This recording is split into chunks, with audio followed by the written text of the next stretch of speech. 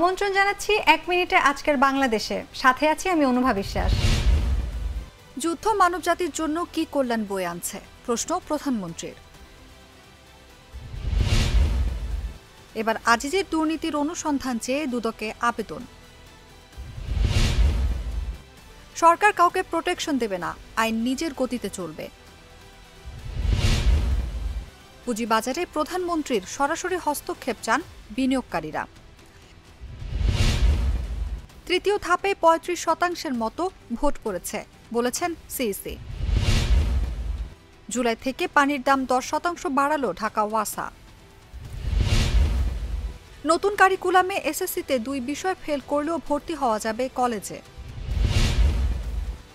সিলেটে 3 নদীর পানি বিপদসীমার উপরে। আজিজ বেনজিরকে কেন গ্রেফতার করা হচ্ছে না, প্রশ্ন মান্নার।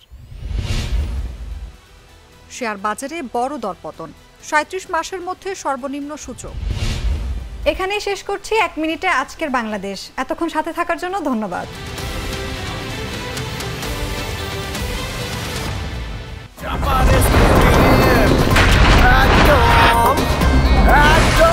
শপথ ভাই তোমার মামা।